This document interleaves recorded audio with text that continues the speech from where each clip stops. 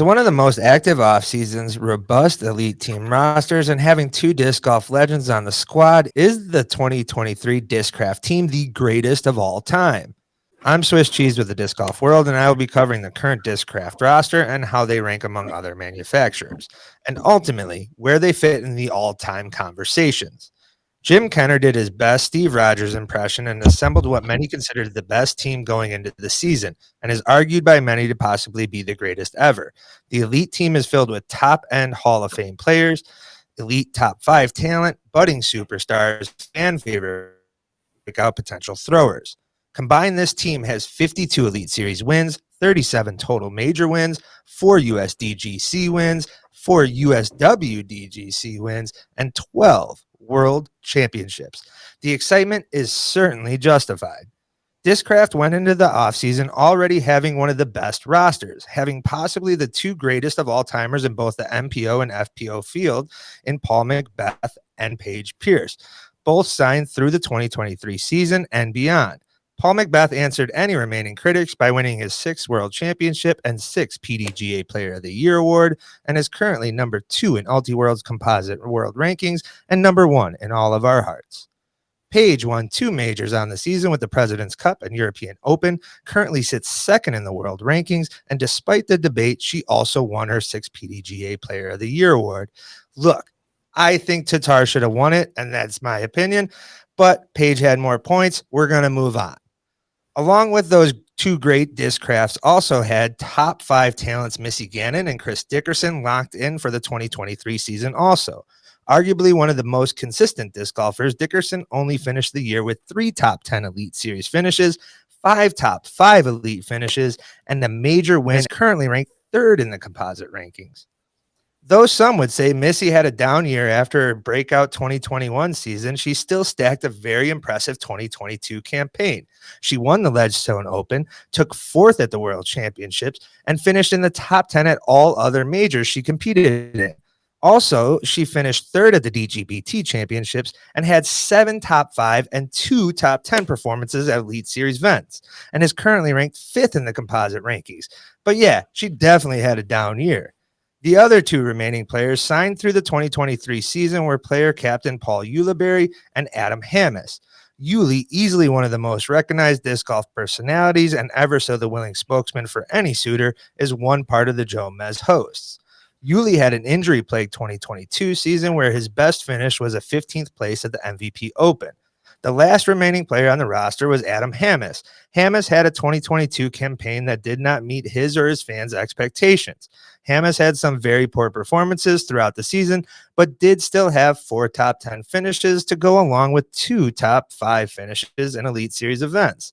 He is currently still ranked 17th despite the poor year in the composite rankings. No matter how you cut it, Discraft having 2 top 5 talents in the game at both the FPO and MPO field to start the season is extremely impressive, along with another top 17 player looking to make a statement this upcoming season. These players already put Discraft in the best roster conversation, but Discraft didn't stop there, however, and offered 2-year extensions to social media star and fan favorite Brody Smith, his content creator partner Ezra Adderhold, and breakout player Corey Ellis. Look, personal preferences aside, Brody Smith was a solid signing and did continue to improve from his prior season. Brody did notch a podium finish at the DDO, a top 10 finish at the Great Lakes Open, and a few top 25 finishes in Elite Series events. His value is in disc golf sales and his personality, which he is one of the tops in the game with his social media presence. And I'm sure he's one of Discraft's must-lock targets this offseason. Ezra Adderhold, like Brody's, continue to grow in the popularity among disc golf fans, though that is only one part of his game and continues to develop on tour also. Ezra did have 2 top 10 finishes and 6 top 15 finishes in both Elite Series and major tourneys, and has been seen on many breakout players' lists for the upcoming year. Locking him in for the 2 years was very wise on Discraft's part and should pay off in the long run. However, Discraft's biggest internal signing, in my opinion, was Corey Ellis. Corey took an impressive 2020 season and improved on it. Ellis had 2 second-place finishes this year. The most devastating was his 18th hole disaster, where he lost his lead at the MVP Open. 2 more top 5 finishes, 1 being a major at the President's Cup, and 5 more top 15 finishes in elite events. Finishing the year 12th in the composite rankings, locking in possibly the top 10 asset was a must for Discraft and could end up being their best signing this offseason. Discraft's last extension was a 1 year with Aaron Gossage, who broke out on his own right in 2022, going into a playoff and ultimately taking second at the World Championships. He had one other podium finish and two more top five finishes at Elite Series events. What was an up and down season, Aaron's potential ceiling was on full display throughout the 2022 season and still got him ranked in the 21st in the composite rankings. Though a multi-year extension would have been justified, I'm sure a more consistent season under his belt get him there in the following offseason. Discraft then looked at the remaining free agents to round out their FPO talent and signing 1 year deals to Valerie Mondahanu and Holland Hanley. The best available FPO player, Valerie had 2 Elite Series wins, a second place finish at the USWDGC, a major, mind you, and finished in the top 10 and top 5 respectively in the other 2 majors she performed in. She also added 3 Elite Series top 5s and 2 more top 10 finishes. She currently sits 6th in the composite rankings. While signing the best available FPO player, they also signed breakout player in Holland Hanley. Due to Valerie's and Tatar's seasons, I think Holland went a little unnoticed this season by many fans. She did finish the year 12th in the composite rankings. She took 3rd at Worlds, but also added 3 top 5 finishes and 5 more top 10 Elite Series performances. Oh yeah, they also signed former world champion Paige Shue, who will be playing more events with an expanded tour.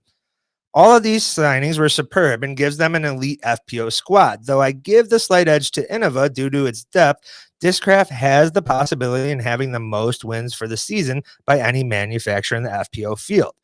Discraft has left themselves very open after this season, as currently no FPO players are signed beyond this season. It gives Discraft the flexibility to use the 2023 season performances to see who to offer multi-year deals to. What would have been a masterful offseason, Discraft still had another ace up its sleeve, signing young power arm Anthony Barella to cap off one of the best off seasons by any manufacturer. Pals with Hamas and Macbeth, AB is ready to get a full tour under his belt this season. AB is currently 19th in the composite rankings, and his best finish was a 7th place at Worlds. It'll be interesting to see just where AB can go, and Discraft is intrigued enough to offer him a 2-year deal. So, does Discraft have the best and possibly deepest elite team this season? The answer is a resounding yes. Can this team also be overhyped? Absolutely. Now, all that said, Discraft has created the greatest modern player lineup ever, only maybe being compared to Prodigy's early formation. However, though they may have developed into major names and talents, at the time they did not have the pedigree or Discraft player history. But does Discraft have the best team ever?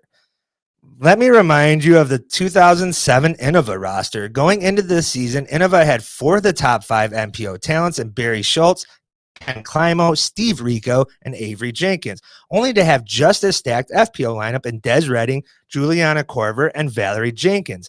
Des Redding and Juliana Corver destroyed the FPO competition years prior to this season, right when Valerie Jenkins was about to make her own ascension and create 3 straight world championships. Argumentatively, possibly the greatest stretch ever. Combined, this team held a total of 22 world championships, 14 in MPO, and 8 in FPO world championships prior to the start of this season, with Valerie about to rattle 3 more off. I understand it was a different times, less manufacturers, and a smaller player field, but these are all Hall of Famers in their own right with more championships than the current Discraft lineup has. Discraft's depth is more impressive. But we are talking names that some argue are larger than even Paul and Paige. Pound for pound, do I think Discraft team beat this Innova team? Probably. That being said, Discraft does not have 6 Hall of Famers on their lineup, at least at this time being. That team is too great in the history of disc golf to disrespect. That will wrap up this video. I hope you enjoyed. Make sure to share and like, and let me know if you agree or disagree in the comments below. And be on the lookout for disc golf content at the Disc Golf World. Oh, and follow me, you disc generates.